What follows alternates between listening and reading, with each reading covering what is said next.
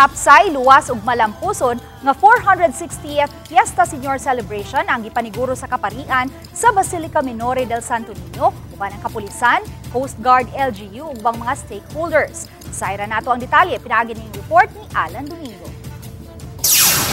Gilatag sa kaparian sa Basilica Minore del Santo Niño ang detalye sa pagpangandam sa simbahan sa tinuig nga pangilin sa Batang Hesus sa maabot Enero sa sunod tuig.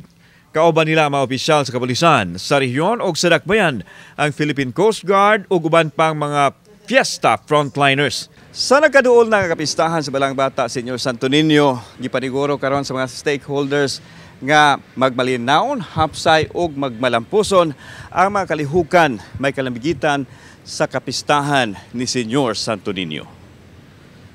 70% na matod pang andam ang basilika ug ang tigpatuman sa peace and order sa kapistahan sa Senior Santo Niño lakip na ang mga dagkong relihiyosong kalihukan.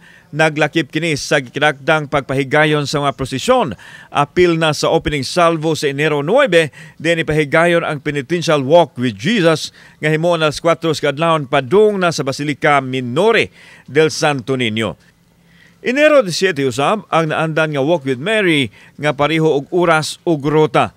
Dayon ang traslasyon sa mga imahen nga mosumpay sa fluvial procession nga moagi sa dakbayan sa Mandawi, Lapu-Lapu hangtod na sa dakbayan sa Sugbo.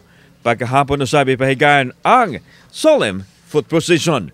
Gilauman nga dagsaon kini sa bagang duot sa mga deboto busa maximum security usab ang ipatuman sa kapulisan. As much as possible, we are encouraging those who will be attending the masses during the Fiesta Senior Celebration to observe the proper dress code for the duration of the Fiesta Senior. Na smooth sailing na lang yung pagsuot sa Basilica, we're encouraging if dili na lang sila magdalas ng mga backpacks.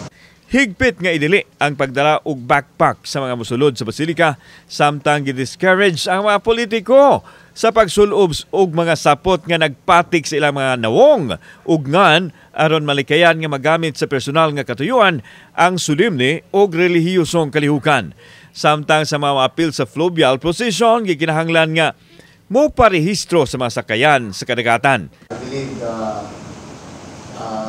to include the national headquarters will be deploying all the support that we can give for the upcoming celebration of the Fiesta Senior. Gipakita usab ang hulagway sa bag-ong barko nga gamiton isip galyon nga MV Santo Niño de Cebu. Lipay yun ang family man.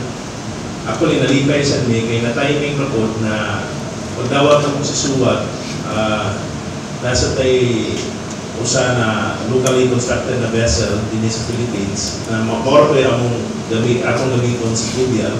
Samtang ang tag-iya sa barko nga gisakyan sa imahe ni Senior Santo Niño sa mayaging tuig, manusab ang napili nga hermana o hermano mayor sumaabot nga Fiesta Senior nga ang magtiayong matyaw.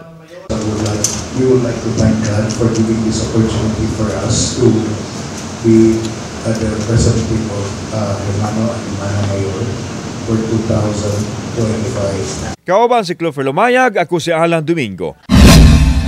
Balitang Bisdak.